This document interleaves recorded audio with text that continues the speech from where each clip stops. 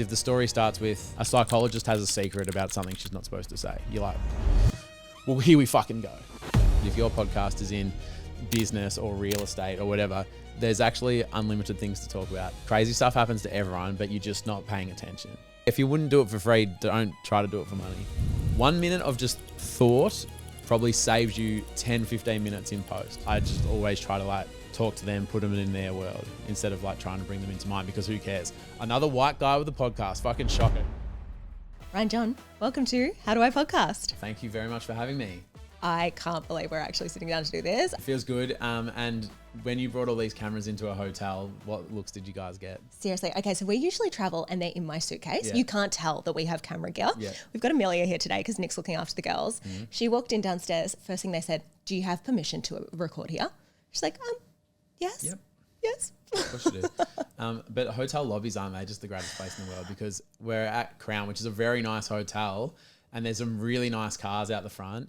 And then you see some well-to-do people. You see Amelia walking through, clearly about to shoot an adult video. Mm-hmm. And then this other guy just wanders through in his budgie smugglers and a robe. And you just go, what a beautiful collection of human beings all happening in the exact same spot. It is wild. And everyone, half the population here, I feel like, are in tracksuits and just living their best life. Yep. They've just come from the casino, even though it's 8 o'clock in the morning. They're still going. You've had a good night. You've had a big win. Yep. So it's a very eclectic place to be. Thanks for having me. It's great to be here. It's so good. Morning entertainment already as well. Yep. So today, the things that we want to talk about with you, when I put up that we were speaking with you, everyone was so excited. And a lot of the conversations were around the community that you've built, monetization, how you've grown the show, and kind of what it looks like behind the scenes, really going into what it actually takes to be named as one of Apple's creators that they love, thank you very which is much. pretty incredible. But before we get into it, if someone hasn't listened to the Toni and Ryan podcast, can you describe what's it like? What do you guys talk about? We talk about, it's a comedy show about day-to-day life, and Toni and I are best friends. So it's a lot about friendship, a lot about our day-to-day lives, whether it be TV shows we're watching, disputes with our partners, what we're cooking, what we're snacking on, what we're seeing in our Instagram feed. So it's not a groundbreaking premise. And we are both from a radio background. So if you imagine a morning radio show, but without all the ads, without the music, and without the lame contests and the boom tishes, that's sort of the basis for it, I guess. Although you do have a contest going at the moment. It's just not lame. It's not lame. It's a golden ticket. No, but I think just that old call in to win sort of rinse and repeat. I mean, Toni and I are from that world, but a bit less of that, obviously. Definitely. And you do bring your audience into it so much, which I really want to talk about. Mm-hmm. You do a lot of episodes a week, though, as well. Do you do 5? 5. We used to do 5. Now it's 4 and a YouTube. Mm-hmm. And then there'll be another one on, or another something on Patreon as well. So, it's our full-time jobs, and it's not like we are full-time making stuff. How do you keep coming up with new content and new ideas? That is the job. People go, talking on the show must be fun. It's not a real job. I'm like, well, that bit's not a real job. The real job is coming up with what to say. But you'd be surprised, because we have a lot of stories to tell, and people say, how does so much stuff happen to you? How do you see all this crazy stuff? And the truth is that everyone sees it. Crazy stuff happens to everyone, but you're just not paying attention. And so the first thing you need to do is just start paying attention, or thinking, what if? What's that guy doing over there? What's he looking at? What could he be doing? Oh, he's waiting for that guy. That's strange. They don't look like they'd be friends. I'm going to write that down. And not all of it's going to make the show, but if you start paying attention, you would be surprised at the crazy shit happening around you at all times. And that's also, we're a comedy podcast, but if your podcast is in business or real estate or whatever, pay attention. There's stuff happening all around you, and there's actually unlimited things to talk about. When I was in radio, I used to get, my number one stress was one day, that's it. I've told every story I have, and how am I going to fill 3 hours tomorrow? And it was just a constant worry. And now it's still work, but I don't worry about it at all. Yeah. Do you look at external sources? Do you look at news articles and things like that as well when you're doing prep? A little bit, but it still goes through the filter of Toni and I, would Toni really love this? Would Toni really hate this? Do I have something to say about this? What are we going to add to it? Because if we're just reading out the article, well, everyone else can read out the article. Yeah. And I feel like if we talked about something you're really interested in, you're going to before we started recording, we were chatting about renovating, and you could see you got an inch taller, you get more excited. And so I go, if I find a news story that Toni is really into, you're going to get a good response. Whereas if I just go, oh, this is a funny article, and she's like, oh, it's a funny article about this TV show. Well, I've never seen it. I've never really heard about it. Yeah. You know, so there's news is a little bit, but I think the opposite of news is like news is on your phone. The opposite is like looking up from your phone and looking around. Yeah. Like when I was waiting in the hotel lobby, I've got like 5 stories ready to go. And by the time I get back to my car today here in the city, like next week's show will be done and locked in because there's so much crazy shit happening at a casino. You can talk about my sister's hens. We can talk about all the things. Yeah, that I talked to happen. your sister earlier. She's going to her hens night. Her hens night sounds like a fucking nightmare. In fact, I guarantee your sister's hens night is going to end up on my show because she's going to be so excited. I know, but I'll tell everyone, she's an organisation freak and they've got like 27 things they have to do. I'm going to be real what tired, a guys. fucking nightmare. Yeah, it's going to be real fun. It's too much stuff. Pray for me. Pray for me and my head on Sunday. And if we make it through. But here's the thing, like, if you were doing my show, you would go to that hens night and you're like, I could probably get 15 stories today. It's content central. 100%. Think of the reels. And even if not Hens Day content, but like you're meeting all these people. Oh, hey, what are you up to? How's work? What's going on? What's annoying for you at the moment? You know, there's so much. Like when I think I should be working harder, my natural and everyone's natural thing is like you go to the desk and you lock in. Yeah. But for me, it's like I think I just need to go to the shopping center and walk around for a bit. Yeah. Because you see some shit and you go, yeah. Like, and that's like when your brain. So and that's actually been sounds like. A real struggle for me is to go shopping. Yeah. But it's part of the job though, right? It's going out and noticing things. Yeah. Do you talk about it before you jump behind the mics, like what you're going to cover for the day? Nah. Really? Nah. So we are very prepped, but I'll prep my parts and Toni will prep her parts. Yeah. And on our whiteboard, it'll be like Ryan Hens Day. And it'll be like Toni choosing TV shows. Yeah. And she goes, oh, I'm going to talk about this, about talking TV shows. So if you've got anything, just keep that in mind. And I go, cool. Have you been to a Hens Day recently? She goes, yeah, I went to one. I go, cool. I've got a story about a Hens Day. So we might end up there. Let's go. Cool. Okay. So someone's in charge. Someone's prepped. We're just not prepped together because I want to preserve the natural reaction because we're not very, well, Toni's actually a great actress. It's really annoying because she's fucking good at everything. But the natural reaction is probably the beauty of our show, not the content. It's the reaction to the content. So if you waste that in a meeting and in the office, you'd be surprised. Oh, I came in today. Oh, shut the fuck up. Save it. And we like, save the gold, 5 eps a week. Save the gold. So our office is fun, but Toni and I's relationship is really weird because every time we have something exciting to say, we don't say it. So we just tell each other like depressing stories. And that's our friendship. It's just really strange. Just like, unless we have a microphone on, we are not talking. Yeah. Okay. So lots of prep, but just not together. That's wild. And I think I've seen a lot of shows where they've tried to manufacture that co-host and it doesn't. You can feel it's inauthentic. Or you can manufacture it for a day or a week, but can you manufacture it for 10 years? You know what I mean? Yeah. And also how boring. Yeah, actually. Like I love recording day because I'm like, I don't know what's going to happen.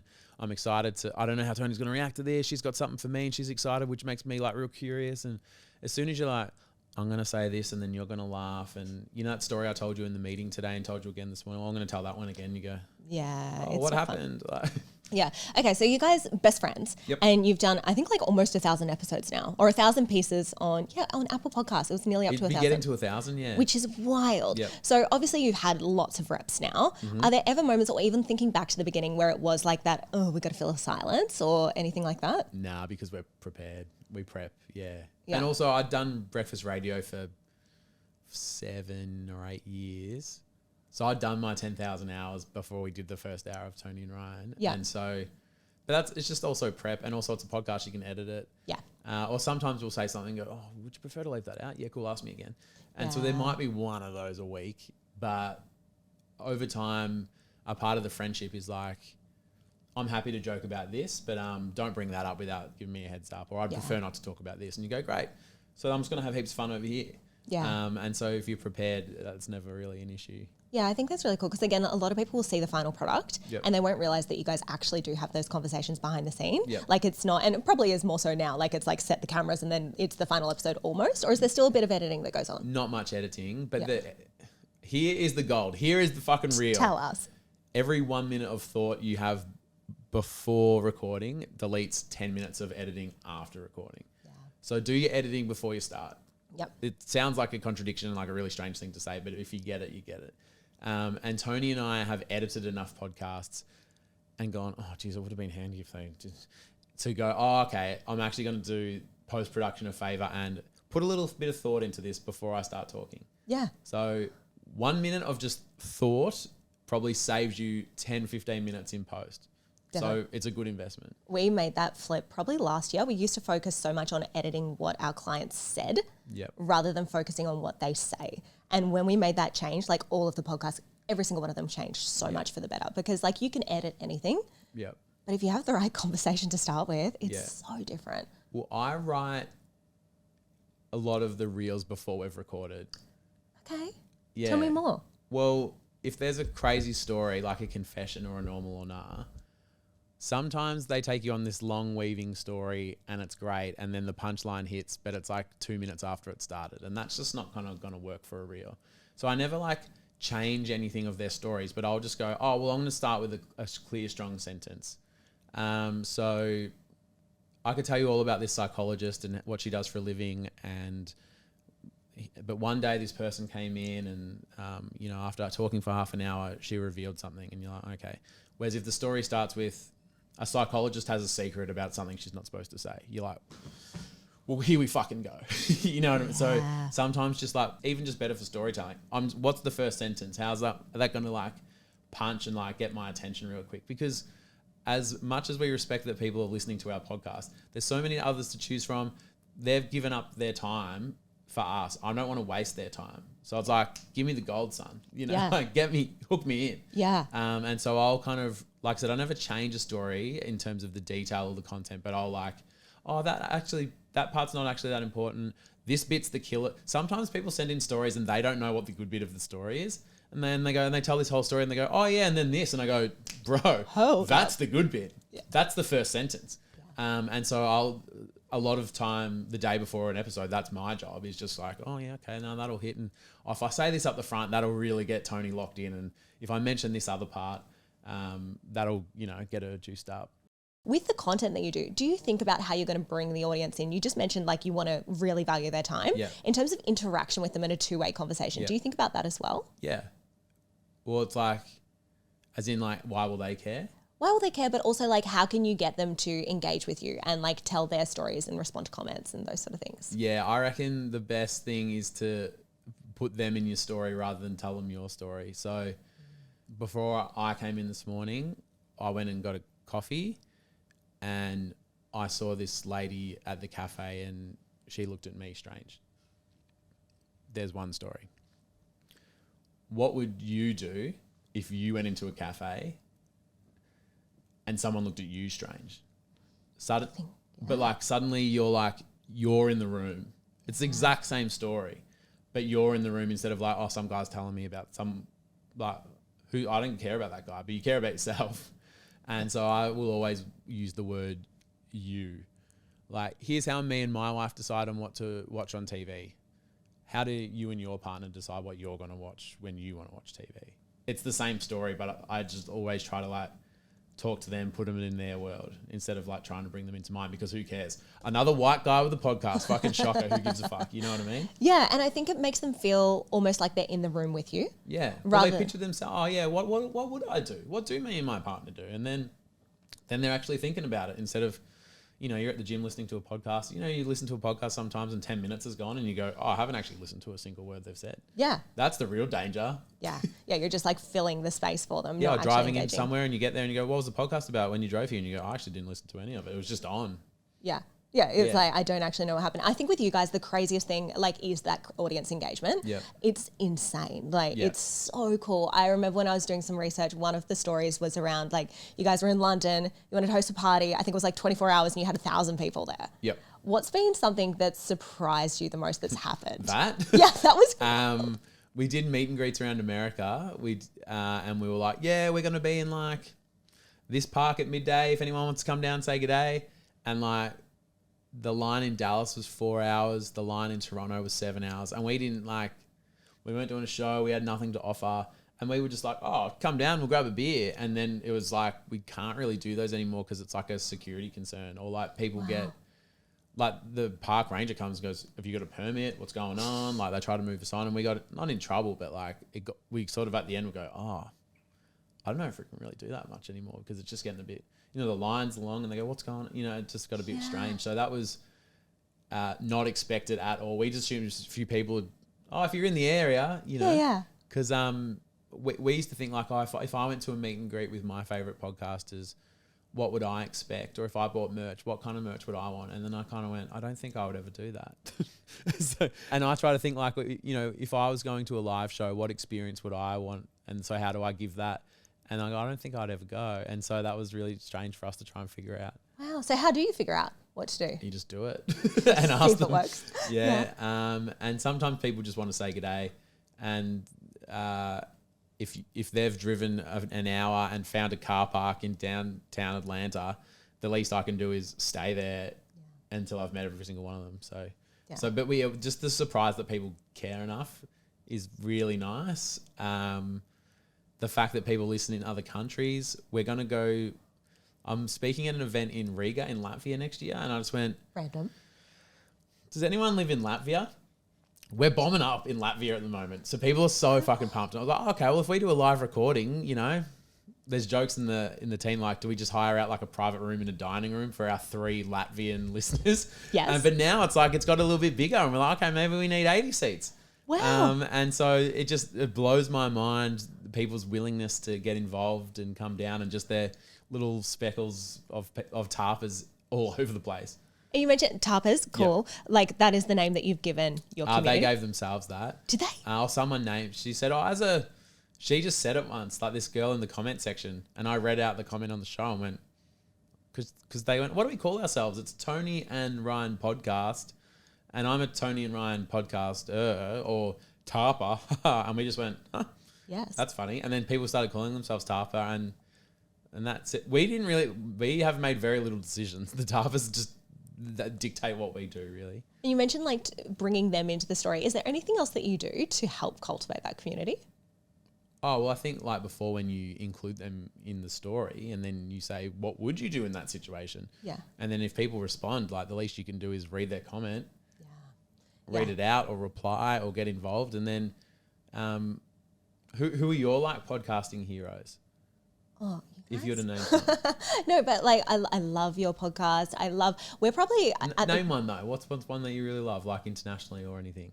Alex Cooper, call her daddy. So if Alex Cooper replied to your comment, yeah, you'd fucking dine on that for years, right? Yeah. You'd tell everyone. You'd screenshot it and post it. Yeah. Like that didn't take Alex Cooper much time, but it made your fucking year. I fist bumped Snoop Dogg earlier this year. That's like the greatest thing that happened in my fucking life. What did that mean for Snoop Dogg? Nothing. He literally didn't even break stride. He was walking past me and just went, yeah. He didn't have to chuck his hand out, but he did. And he's probably done that to 1 million people over the last 20 years. And that's why he's globally loved. And so why do they care? It's because we give those little bits of effort back. Yeah, we've spoken to so many podcasters who have incredible communities, and every single one of them have said that. Like they reply there in every single comment section, because without that, like, yeah, sure, you got a microphone, you got a podcast, but you're just really talking to yourself. Yeah. Something else you do that we haven't touched on is you actually reference your listeners as well. Yep. So I know her from Consulting Life and a previous world, but Hot Ash from Perth. Hot Ash from Perth, yep. So like, I love that when you're doing that, and like Toni will often reference, and you as well, like, oh, I know that name. I remember that name as you're reading stuff out. And I think that is such a cool little addition that you guys do as well. Well, it also makes their day as much as it makes out. Like, again, so I'm going to keep talking about Alex Cooper. If she mentioned your name, you're going to listen to the next episode. And then you kind of go, oh, well, if I comment and get a part of this, there's a good chance they're going to talk about it. If I share my story, they're probably going to read it. Yeah. So that encourages you to comment and read. And we love reading them. Like my favorite days are, got no meetings. I'm just going through the comment section. I'm prepping for a podcast tomorrow, and I'm just going to read all the comments, look for some funny stories, and I'll just be at my desk pissing myself laughing. And if you don't do anything with those or reply, then the encouragement for people to submit them in the first place kind of dwindles. Yeah. And it's just more fun and makes it easy to remember when you give them a nickname as well. Yeah, it's so good. So you guys have got a comedy podcast. That obviously works for that. Yeah. You've got a radio background, though, and an incredible mind in this space. Yeah. What could other podcasters do if they're not in like a funny sort of space or genre? Oh, I think everything I've mentioned is applicable to everything. Yeah. Like in the past, I've done a business podcast and some other things, and I'd still do all of the same things I've mentioned. Same as oh, in my business, I've decided to do this, versus like, oh, if you were experiencing this problem in your business, how would you solve it out of the, like, it's still applicable. And even I'm in the same industry as name this person. We're going through a similar struggle. So we caught up for coffee and we're trying some ideas to get past this sort of business issue together. Like, that person feels they've got a pump up. They're going to listen. They're going to tell their friends, oh, I got a shout out here. And it's also just in our nature to care about people. So shocker. What you mean? Groundbreaking. And it's more interesting. Like I said, if no one's listening or engaging, you're just sitting in a room talking to yourself, which is pretty boring and weird. Yeah, definitely. So you mentioned their names. Yep. Part of this as well that you guys do that I haven't seen a lot of other podcasters do is you have Patreon. Patreon. And if someone is supporting you there, you have various ways they can also be involved in the show. Can you run through some of those? Yep. So first of all, we don't want to do Patreon because asking for money feels real strange. Because in a radio, you'd never pay to listen to the radio. It was just like, oh, that's strange. But then a lot of our audience is American and they have like tipping culture. Oh, it's great service. Have a couple of bucks. Oh, I love that show. Have a couple of bucks. And someone explained to me like, oh, I want to support the show. And so it came from others going, where's your Patreon? And we go, we don't have one. They're like, oh, what? Like they were a bit, I'm like, oh, we can get one. That's right. So everyone who approves the podcast, so you'll see a video or hear the audio if you're just listening of people saying, hi, my name's Ryan. I'm from Melbourne. I approve this episode. So you have to be a Patreon to do that. Yeah. We do 2 live streams a month in Patreon. So there's one with Toni and I where we do something fun, and another one is just Toni doing like a crafternoon. Yes. So she's there for a few hours making something, and often people will like make it with her and stuff like that. Charles makes a behind the scene weekly kind of vlog of just around the office and us doing things. Once a year we have TARPathon, which is a 24-hour live stream. Randomly we'll just jump on and do bits and pieces, or I'll post photos of stuff at my house and ask questions again in the comment section, or so that's all happening in Patreon. Yeah, cool. And there's different levels, so you get access to different things based on the level that you're in there. Yep. Do most people go with the biggest package there?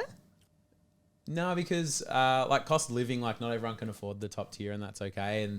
And when sometimes we do like only the top tier is involved in this, so it's like people, okay, well, I want to be involved in that, and then I'll just downgrade next month. Yeah. But no, it's pretty varied, and each tier has different offerings, and people just choose the one that suits them. Yeah, cool. You mentioned TARPathon. What's that? Tell us if someone doesn't know. It's a 24-hour live. Well, it started as we said we would do 1 minute of live stream for everyone that signed up.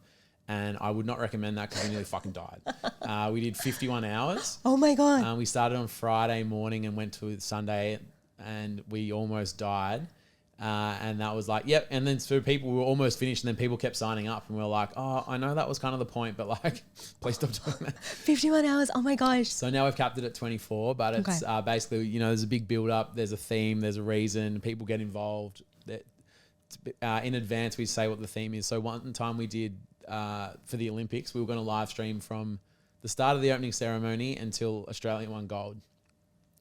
And we did a crafternoon on live stream a few weeks earlier where we all made like our Olympic torches, like crafting. Yeah. And then we got everyone to shoot a video where they kind of took the torch from out of frame and said, hi, I'm Ryan from Melbourne. And then they passed it on, and then we edited it together. So at the top of the hour, every hour during the live stream, like all these TARPers from around the world were like passing this fake torch. Cool. Yeah. Luckily, Australia won gold. Shout out to Grace Brown, the cyclist. You're a fucking legend. We could have died without you.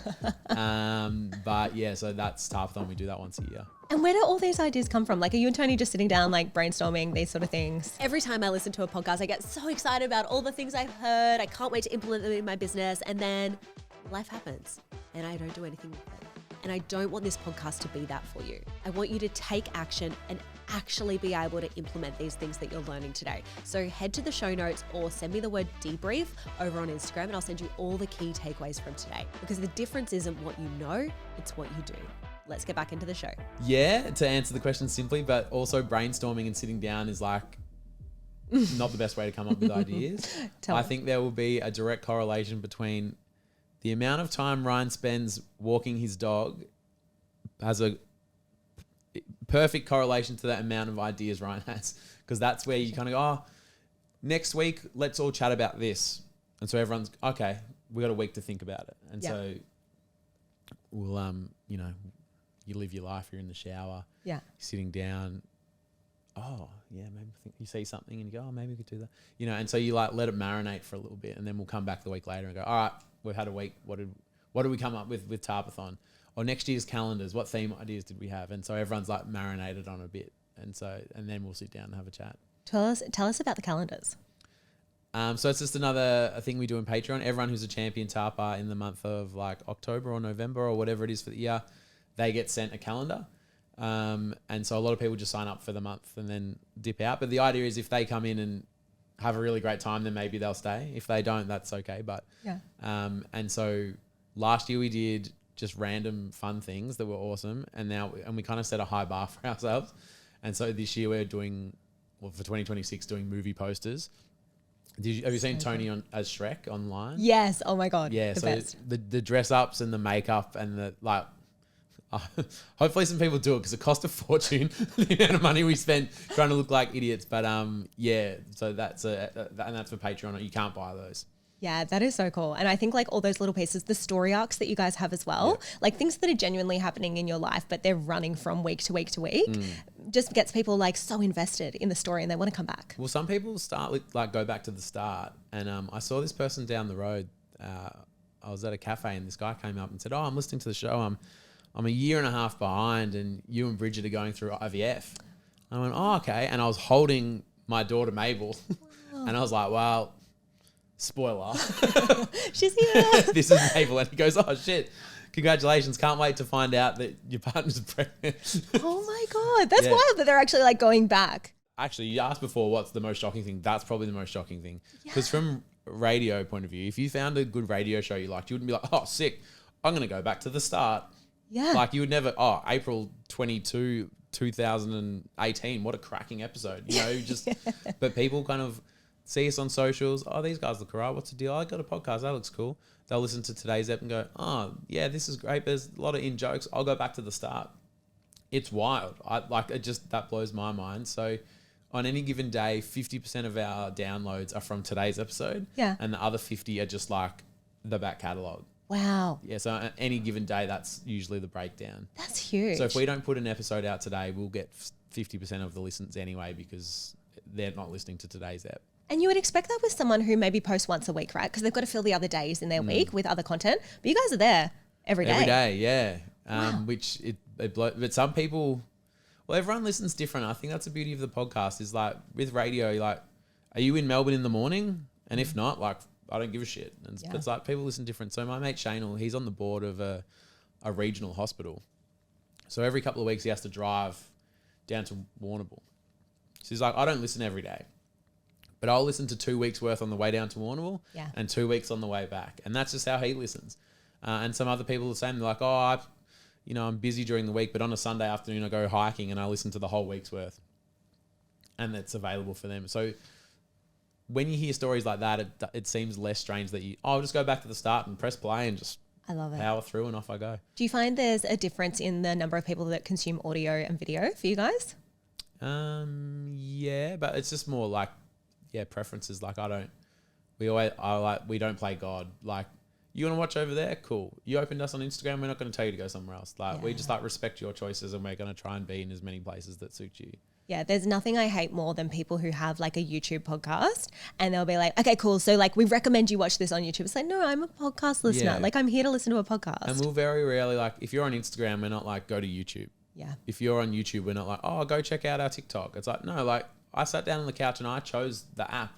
So like respect that. Don't tell me to go somewhere else. Yeah. I've sat down on TikTok. Don't tell me to fucking go somewhere other place. I'm here on TikTok. Yeah. And so that's where we're like, we don't play God. You chose your app.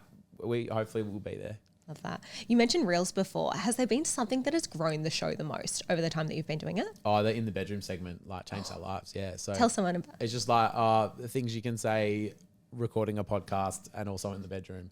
And then each week we would do a different things you can say playing golf and also in the bedroom. And like they just popped the fuck off. That was so funny. And then after a year or so, like someone said to us that because because we used to be so shocked and surprised by the ones that because we'd write our own jokes and then we'd bring them in and so we'd be shocked and laughing at each other's, but they go, I can kind of tell that you're not as shocked and surprised anymore because the jokes are still clean, but you're used to it. You're immune. And and then that's when we started to realize, it's the reaction and the chemistry that's the magic, not the written word.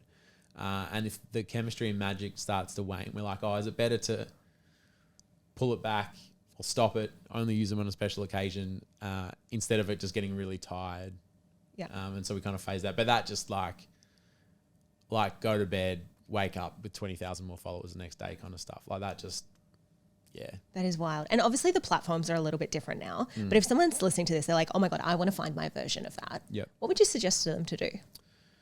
Well, I mean, everyone's looking for their little magic bullet, aren't they, in their series? But we just got to try lots of stuff. Yeah. And then also when stuff doesn't work, think about why it didn't work.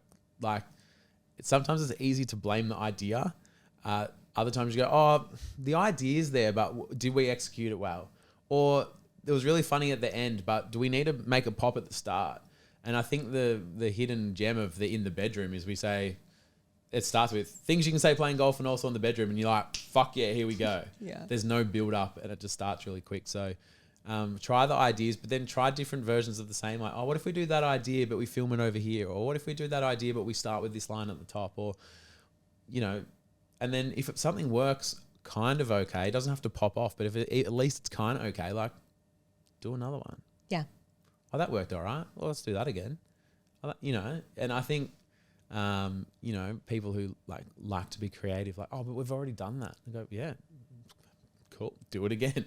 Yeah. Don't put too much pressure to come up with new ideas. If something works really well, do it more. And if it doesn't work that well, do it less. Yeah. And I think so many people are afraid of failing. Something doesn't pop off and they want to delete it from the platform. It's like, if you take the approach that you've just said there, it's like, no, what can you learn from this? Yeah. Yeah. And I think someone asked Toni, what's the one decision that changed everything? And Toni said we've made 1,000 decisions and 600 of them have been pretty good, and 200 were meh and 200 didn't work. So we just didn't do it anymore. Yeah. And I said, because Toni was the same. She was like, what if I post and no one watches? I'm like, well, that means no one saw it. So it's not that embarrassing. It's not an embarrassing video. Who's going to judge you for getting 0 views? No one, because no one saw it. Yeah. So it's and she's like, that's, yeah, it's not like 1 million people saw this video flop. Well, it hasn't flopped if 1 million people have seen it. Yeah, actually. So if it really flops, it doesn't matter. Yeah. And I think that's the joy of TikTok, for example, as a platform these days, is you have that opportunity to go viral and to have something happen when you've got no audience. Yep. And then, as you said, if it doesn't, it's like, okay, just keep going. Yeah. And I think, it's easy to say and obviously harder to do, but I always think one day I'm going to be 90 years old and I reckon I'd really regret not trying, if I had have done that, I think that would hurt more than trying now and being a bit cringe or embarrassed. Yeah. And I think you just got to decide, you're like, I'm going to try 20 and 8 of them aren't going to be great. 8 of them will be okay. But those other 4 might change my life. And you get to decide if you take that risk. But the thing about making 1,000 decisions and getting 600 right is if we panicked that we're going to make 400 wrong and just, I won't choose any, then you just don't do anything. And the irony of me saying this, by the way, is I can actually see the accounting firm that I used to work in and it's that building across there. Okay. Yeah, so I literally used to work right over there in the accounting firm in that building. And so anytime I think is it a bit weird to take a risk? I think I could just go and sit over there and do a tax return. Yeah. And look at your life now. Yeah. And we spoke about the audience before, which I think is so incredible. And also just working with your best friend. Yeah. Awesome. Being able to call this work is such an incredible thing. And I think so many people are so scared to start. But if you think about that possibility and that end game and you have that vision as well, did you, when you started, think ever that it was going to end up this way? No. So this show was a demo for Toni to get a radio job. No way. So she was really funny, but she was an audio engineer and they wouldn't give her a shot on air. And I was like, cool, I'll pretend to be your co-host. We'll record a couple of eps. So when a radio boss says, show me a demo, you can send them this and this is what Toni sounds like. And she didn't get the job. And I was like, let's just we filmed them as well. We may as well chuck them on TikTok. And then the TikToks go, a couple went off and they go, oh, where's this show? We're going, oh, there's no show, you know, it's a bit of a demo. Okay. Did a few more, another demo, didn't get the job, put them on TikTok. When one person says, where's the show? Oh, that's nice. But when 25 ask, you go, should we be doing a show? Yeah. And so still to this day, after 4.5 years, Toni still hasn't got a job, which I'm very grateful for. And I think so she. Yeah, definitely. Yeah. What do you think your time in radio taught you that you brought across to podcasting?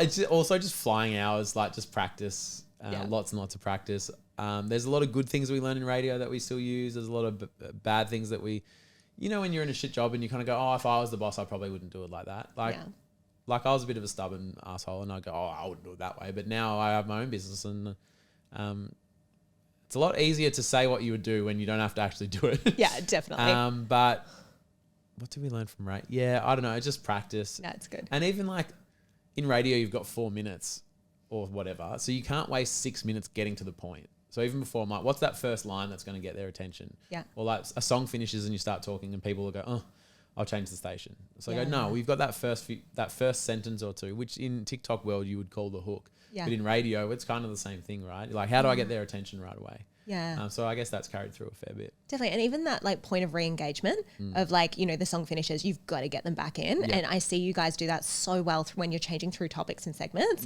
because it is the hook, the start of the new segment, but it just allows people as they're moving through the podcast, they're like, oh, shit, I was going to switch off or like I wanted to stop the car and I've got to my place, but now I need to listen again when I get back in. Yeah. So you guys do that really, really well. Something radio I don't think do well yet. What, one thing? Well, okay, no, there's a few, but one of them that I want to pull on is ads. Your ads, like I actually want to listen to them. Like they're hilarious. Really? Yeah, they're so funny. Oh, like, that's good. That's awesome to hear. They're good. Like the ones at the start, you're like, especially for the first time, once you've heard them before, you're like, oh, I know what this is. Yeah, But the first time you're like, this is actually funny. So how much thought goes into the ads and the partnerships that you guys do? Well, Lily is in charge of partnerships and projects. So, well, it's sort of so Acast sell ads on our behalf and they kind of know what we will and won't do, but also they know like what's a good brand fit. If a brand comes in and they're held conservative, they like won't recommend our show. And we're not like, say yes to everything. We want to make as much as possible. Like, if the brand's not going to get anything out of it either, like that's all good. And so then it'll come to Lily and she'll kind of go, oh yeah, Ryan's actually got one of those. Like, so we're about to do something with Webjet that's going to be awesome. I go on Webjet all the time. So when Webjet came in and they're like, oh, we've got this new feature. And Lily's like, oh, Ryan won't shut the fuck up about that. Like, he loves it and he loves your new website. And they go, oh, great. Well, that makes sense then. And we'll talk about that. And so, or Toni's actually got an opinion on this. So, or the guys actually love that. Oh, I know you're promoting the fucking nuggets at the moment, but Ryan is just the biggest fan of the chips. So can we put that in as well? Yeah, of course. You know, so there's sort of, it's not like we sit down and have a big session, but it's just that like, what do I actually think of this? Yeah. Oh, well, I love that part. Great. There's something to talk about. Yeah. Cool. Airbnb, use them all the time. So it's really easy for me to talk about. Yeah. So I think it's just like, what's my connection to whatever the brand is, and then just sort of going with that. Yeah, awesome. And people listening will think of like Acast, and anyone can join Acast, right? Like you can join Acast and you can get ads put in there. Yep. What you guys have got and what they offer for creators is once you've reached a certain number of downloads, you get like a partnerships manager and a person that'll come in and do that for you. So that is definitely an option on the table. Mm-hmm. Did you, before you had Acast, did you manage anything yourselves? Well, before Acast, we were a Spotify exclusive for 2 years. Yeah. We were the only Spotify exclusive that kept our own IP. So Spotify sold ads on our behalf, and then we'd still meet with clients and we'd go to agencies and stuff. Yeah. And before that, just on our own. But because when we started, we had day jobs. It wasn't that important to us to make money. What was important is just like making a really good show. Yeah. And I think that's a big point of difference that I see with people that have shows that are really successful as well. Yeah. You can tell like we've had, quite a few influencers that have wanted to create a show. And when you ask them why, if it's ever that it's another revenue stream for them, you're just like, it's not going to work, guys. Like it's just, you can hear it in the microphone when they've got that. And especially even more so if you see the downloads dip and that's correlating to how much money is in their bank account, and then they get stressed about it. And then, it's just not. Well, I think if you want to start a podcast, here's like the question you need to ask yourself is, do I want to be a podcaster or do I want to do the podcasting? because a lot of people want to be a podcaster because it looks cool, and it is. But if you're not prepared to do the podcasting, the prep, the thought, the writing ideas, the noticing, there might be something in there, I'll think about that later. How am I going to structure this story? How am I going to like care about my audience? What do they want? Like if that's like, I don't do that because I have to for the cash. Like that's what I want to do. Yeah. And I think if you don't want to do that, and that's fine, but like it's going to be tough. Like it's going to be a strain and you go, well, the point of not having a job was not having a job, and now I've got this job. Yeah. I might as well have just gone to work. Yeah. And so I think if you really love the craft of it, then it doesn't feel like a chore. So if you have a low month, you go, well, I love it anyway, so who cares? Yeah. And then when you have a great month, audience-wise, or a big sponsor comes on, you're just like, what a bonus. Even better. Like you'd be doing it for free. Yeah. Well, we were doing it for free for the first bit. Yeah. And so I think maybe, if you wouldn't do it for free, don't try to do it for money. Brilliant advice. I love that. You mentioned Lily before, and something you guys have done that we spoke about before as well is you break the fourth wall. Like we can see your team behind the scenes as well. Talk us through the decision to do that. Well, it wasn't really a decision as much as if we're talking and someone laughs in the background and you don't acknowledge it, it's like the audience probably goes, who the fuck was that? It's just really strange. So we often think like our show is like a share house, or, you know, you're coming around, like, come over, sit on the couch. Like I would introduce you to everyone in the room. We would laugh together. I would offer you a drink. We're laughing about this. Oh, you just got here. The reason that's funny is because earlier this person said that. You know, like you would try to make them feel welcome. And so I think that's a part of the experience. And then when you do 5 episodes a week, you need stuff to talk about. If I've hung out with Charles all day, something probably happened with Charles. And so if you don't know who Charles is, it's going to make it harder or less like punchy when I tell that story. Yeah. And it's just so much easier because then Charles did this thing. Well, who's he? He works here. Why is that? And then you go, but if the audience knows Charles, then, you know, we just get into the good stuff. So it wasn't like a content decision, but it's just like, well, there's 4 people that work in our office. So that's just what we do. Well, it increases that like unconsciously, maybe perhaps for you guys, but it increases that parasocial relationship as well. Yeah. Like, you know, when we talk about like Nick, my husband, Amelia behind here, like Charlotte, like you're bringing them into your world and they feel like they know you and they know the team and they fall in love with the team. Charles especially, apparently, everybody fall in love with the team. Wherever we go on tour, if you're on Hinge, Charles will see you there. Tell us about your team roles and structure. What does Charles do with you? Charles is like a tech whiz, like just a Gen Z, like he just knows how to do shit. So even when we travel, everywhere we get, he goes, I've already downloaded this app on your phone so we can go through that line at the airport. And you go, oh, great. We're going to Vancouver and we're going to record the episode on a boat. Is that possible? Charles goes, I'll figure it out. So he's like a tech whiz. He actually used to work for Love Island he would go to Fiji and set up all the tech to record that, and did like the Australian Open and cricket and stuff. So when you see like the big truck out the side of a sports and they're running, you know, TV broadcast, he does a lot of that stuff. So a lot of stuff you see now, someone laughed in the background. Charles goes, if I put a GoPro up on the roof, then we'll be able to see that person laughing. Or when Ryan tells that story and he walks out of the studio, I'll follow him with the camera. So that's Charles, and he does a lot of vlogs behind the scenes. So he does a lot of different stuff, and we liked him. He like freelanced for like a year or so, and then he was also just like a fan of the show. And then when you find someone who's great, it wasn't like we were hiring for this role and Charles applied. We were like, how can we just like create a role so Charles can be a part of this? And then I was like, if we gave you a full-time job, and he goes, I'm going to travel and do this. Okay, well, you just let me know. And then the time was right, and he messaged and said, no, I think I'm ready. And I said, what do you want to do? And he goes, I like doing this, I like doing that. And that kind of annoys me. And I go, okay, well, don't do that bit, and just do that other stuff and tell me what you need. So that's Charles. And then, Lily's partnerships and projects. And Tommy just started 2 weeks ago. Okay, he's cool. Like a social strategist. We stole him from an agency. Good. And so what are you doubling down on now? Like, what are you doing in socials and strategies that means that you've grown that side? Well, Tommy started last week, so I'll let you know in a month or so. But the decision for the hire? Well, I think like everyone, like socials has become harder and a bit more like there's so much stuff online. We haven't like we've, I guess, plateaued. I definitely don't wake up with 20,000 more followers like we did in the start. And so I think some stuff worked really well, and then you go, okay, what's next? And then you go, if I'm doing all this recording, how much time and effort can I give this? Or if we hired someone and their sole job was to think about this, what difference would it make? So he started the week of the calendar shoot. And the fact that you've seen that is because we hired Tommy. Because originally we'd be like, oh, the calendar's coming out next year, and you wouldn't have seen or heard about it. And then already he's like paid for himself because so many people saw those clips and went, oh my God, this calendar's going to be sick. Where do I sign up? Yeah. And so I think just if we're taking this seriously, then you got to put your money where your mouth is. So that's us going, yep, we want to, social's getting harder.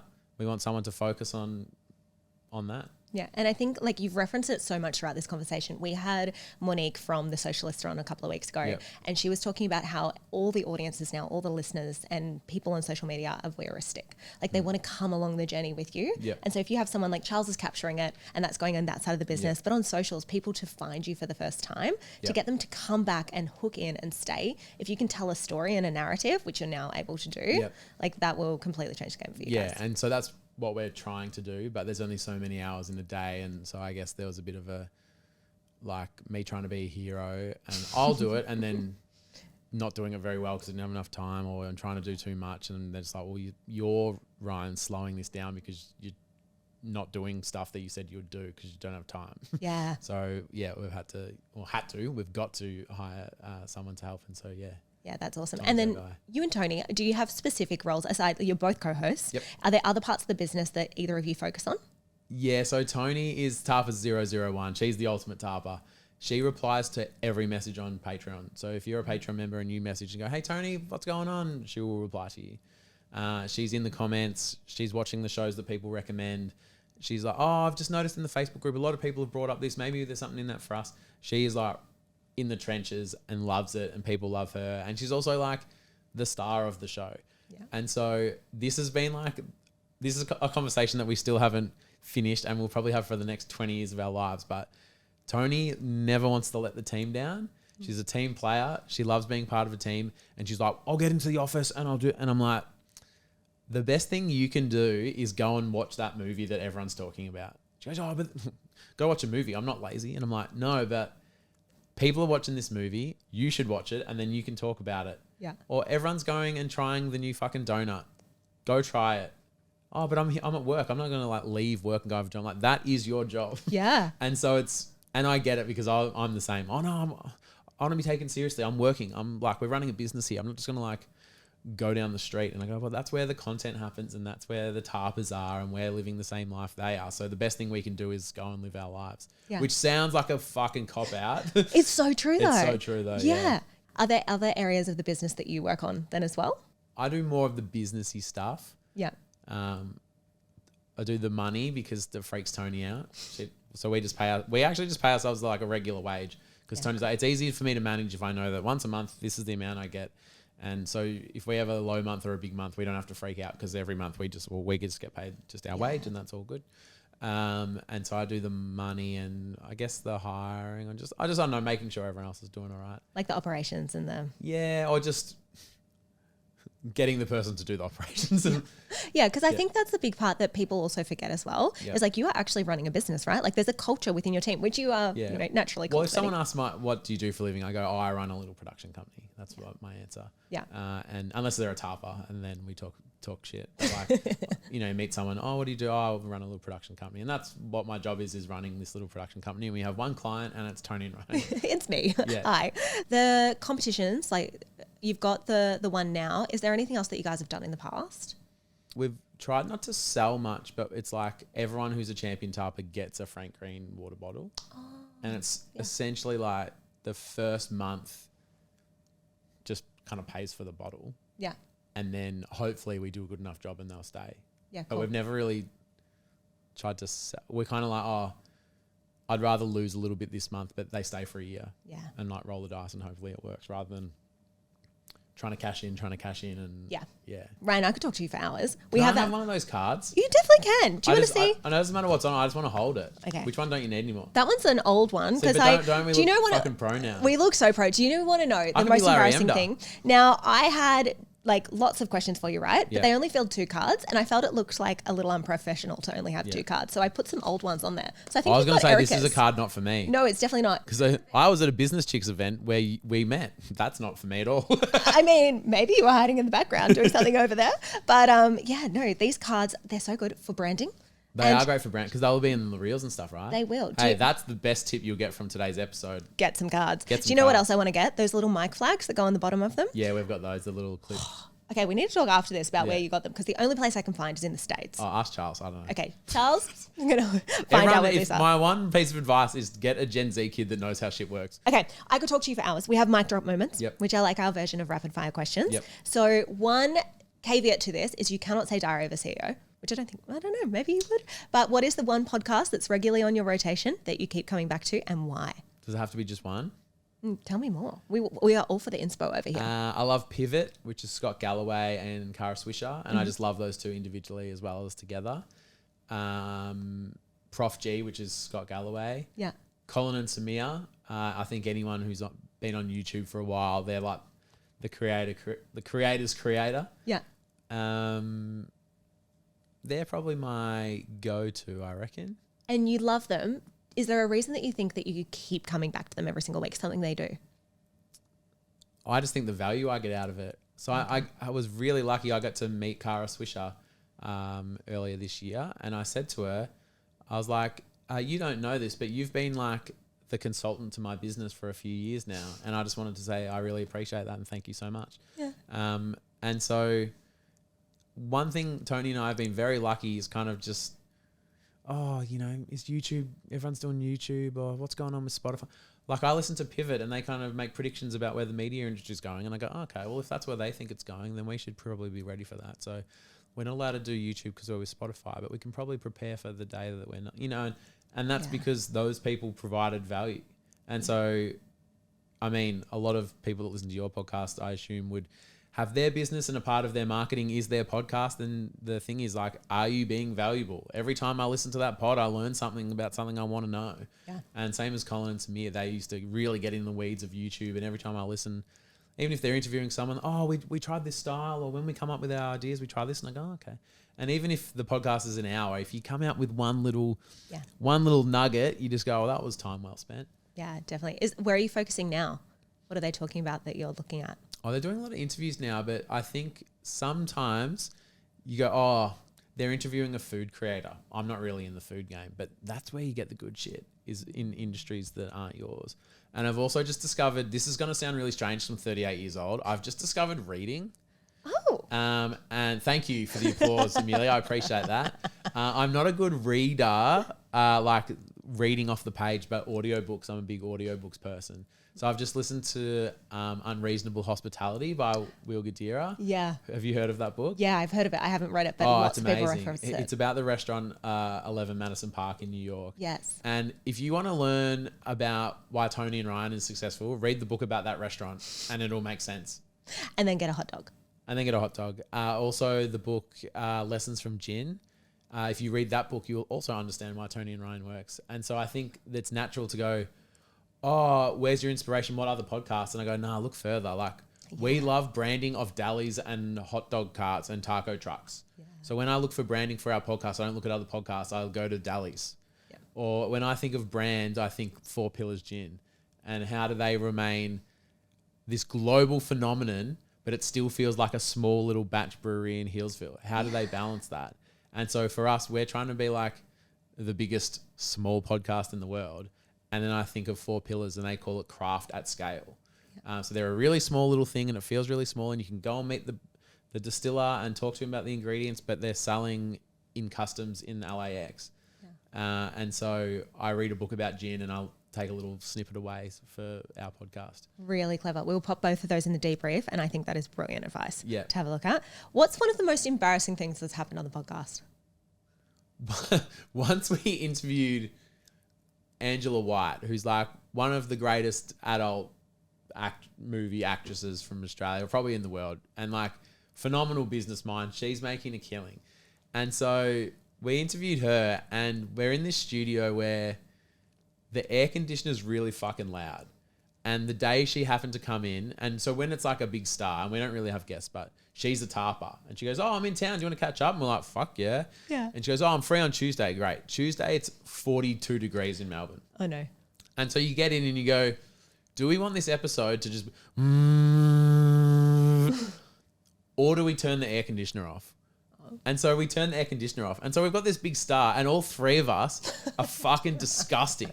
We're sweating. But you know when you're hot, like if you've got a small pimple, it just looks so much worse when you're hotter. Yeah. And we just, all three of us, I'm like, we're talking to a porn star and I'm sweaty, you know? Like it's What's actually going on in this Yeah. room? And they're like, oh, like, tell me more. And you're like, oh, why is he sweaty? And it was just so embarrassing. And then even like, we're like, oh, let's take a break from the pod. We like opened the door and brought a fan in. We all walked out and had a call. We're like, I'm like, we're so sorry that it's, she goes, oh, can't you have, you know, like we're supposed to be a professional outfit. There's air conditioning in the room we're in right now and it's fine because it doesn't sound like a fucking V8 engine. But that was just like so embarrassing. Oh, stuck with you. Oh my God. The things you do and the things that happen behind the scenes, which I think are the best things. What's one of the best pieces of advice that you've ever been given? Don't die wondering. That was Danny Fitzpatrick, who was a cricket coach when I was 12. And he was like, yeah, like, don't die wondering if you could have made a great podcast. Wouldn't it just, like, I'd be quite content on my deathbed knowing that, like, I gave it a shot, even if it didn't work. So it's like, just give it a crack. Like, don't wait till you're 50 and go, oh, if only in my 20s, maybe I could have been a, you know, just like do it anyway. Yeah. And I'm going to steal two because my other favorite is like, do the fuck out of it. Like if you're going to do it properly. Like do it as the best you can. If you want to give advice to real estate agents, give them the best fucking advice you've got. If you want to be funny, like be as funny as you fucking can. Like whatever it is that you do, just do the fuck out of that. Yeah. And whatever it is, if you do the fuck out of it, it'll probably work out. I feel like we actually need a mic drop there. Like I actually need a... Boom. Yeah. We've both got daughters. And do you often like anytime Mabel picks up a pencil, I'm like, she's going to be an architect. Or, you know, she likes playing with the car. And I'm like, she's going to be a mechanic. You know, you kind of do that, what she's going to be. Yeah. And someone goes, oh, but seriously, like, what would you love if Mabel were to do it? And I'm like, oh, whatever she does is fine by me, but just do the fuck out of it. Yeah. And I think even in our, like this era in like content creation, if she wants to be a content creator, I'd still be like, do something else, because the best content creators are someone who does something else and makes content about that. Like, you know, those guys that are really fucking good at cleaning driveways with the high pressure hoses? Obsessed. Yeah. Isn't that fucking awesome? Yeah. But like, you can't be that creator unless you know how to clean the driveway. So I'm like, do something good and do the fuck out of it and then create content about that. Like if content creation's the goal, I'd still do the other thing first because it's just way more interesting. Yeah. And then you've got two things that you're doing as well. Yeah. It's fun. And also if you do the fuck out of anything, like you can get recognition or whatever you want in this world comes from doing the fuck out of something. Love it. I think you've already answered this, but if you had to give one last piece of advice to someone who's who's wanting to... Do the fuck out of it. It is that. To someone wanting to start or grow their podcast. It is a long game. And so I think I actually listened to a podcast with Michelle from Shameless on the Female Founders podcast. Shout out. Good episode. And she was like, I don't do a new show unless I can already have like 100 episode ideas in the can. Because I think a lot of people go, oh yeah, I can do that. And they tell their best story in episode 1 and their second best in episode 2. And then, oh yeah, we'll do that one in episode 3. And then they go, fuck, this is hard. Yeah. And so I think you need to be prepared for like, it's a long game. You need to have a lot of ideas. You need to enjoy the process of coming up with stuff to talk about, because that's the job. Talking about it is easy. Coming up to what we talk about it is the job. So just really know that if that's the job you want, like look yourself in the mirror and decide if that's what you're going to do. And if you are going to do it, then do the fuck out of it. Love that. Ryan Jon, thank you so much for coming on the podcast. We'll pop everything in the debrief. Yep. Where is the best way to connect with you? LinkedIn for business inquiries. Oh, stop. That's very professional of you. Know it. Tony's the biggest troll on LinkedIn. She goes she goes on LinkedIn once a year and just swears, and she's like, oh, people go crazy if you say the F word on LinkedIn. They actually do. But if you just type in Toni and Ryan, we'll be on YouTube, Spotify, Apple, wherever you want to find us. But if you're listening to this podcast for podcasting advice and business tips, you will probably not find that at Toni and Ryan. Maybe you will get a really good laugh. You'll get a good laugh, but you can ask me on LinkedIn. Thank you so much for coming on today. And we will talk to you very soon. Love it. Thanks. Thank you.